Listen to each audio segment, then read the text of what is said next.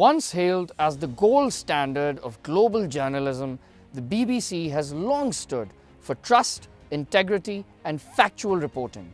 But recent editorial choices suggest a worrying shift, a drift not just in tone but in principle. Today, we ask a difficult question. Is the BBC losing its credibility in a world that needs responsible journalism more than ever? For millions, the BBC has been a reliable window into the world affairs. But its recent reporting, especially on sensitive geopolitical matters, reflects an unsettling trend. The use of weak sources, the absence of nuance, and the rise of sensationalism over substance. Take, for instance, the BBC's coverage of rising tensions between Pakistan and India, a region historically marred by conflict and presently nuclear armed. In a recent article authored by Farhad Javed, the BBC leaned heavily on Abdul Basit, a former diplomat who has positioned himself as a security expert. But here's the issue. Abdul Basit, while known for his commentary on counterterrorism and extremism, holds no significant credentials in military strategy or operational defense policy. And yet, he was used to comment on the intricate, high-stakes military dynamics between India and Pakistan. This is not just a lapse in judgment, it's dangerous. When reporting on issues involving two nuclear-armed states, credibility and precision are non-negotiable. The BBC's reliance on Basit not only weakens the piece, it risks misleading audiences during a volatile moment. Basit's primary work has revolved around diplomatic affairs and extremist networks, not battlefield doctrines or defense strategy.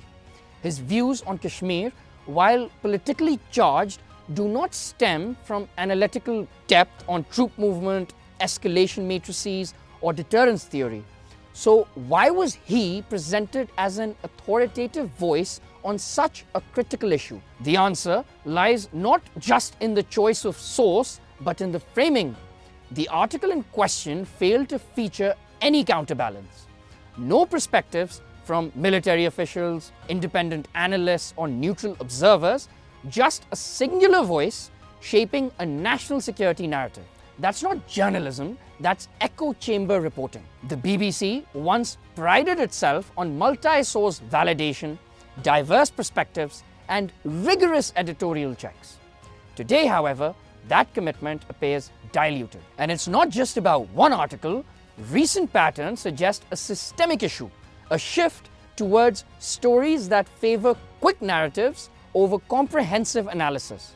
Whether driven by the race for digital clicks or a deeper editorial bias, the result is the same: eroded credibility. When a media giant like the BBC elevates unqualified voices, especially during a geopolitical flashpoint, the fallout is not just reputational, it can inflame public opinion, it can muddy policy debates, and in South Asia, it can feed distrust in an already fragile environment. Pakistan and India's relationship has always demanded careful coverage. Every word, every source can shape perceptions. Misinformation or oversimplification isn't just poor journalism, it's recklessness. To be clear, this isn't a critique of Abdul Basit personally, it's about editorial responsibility. If a media outlet as influential as the BBC uses a commentator without contextualizing their limitations, it fails its audience. And when it repeatedly prioritizes convenient narratives over complex truths, it risks becoming complicit in shaping disinformation, even unintentionally. The BBC must decide what kind of journalism it wants to stand for. Will it continue down this path of compromised sourcing and diluted analysis? Or will it return to the rigorous, fair, and factual reporting it was once celebrated for? Because right now, audiences are noticing, and they're asking hard questions. In a world where propaganda spreads faster than facts, the BBC's role has never been more critical.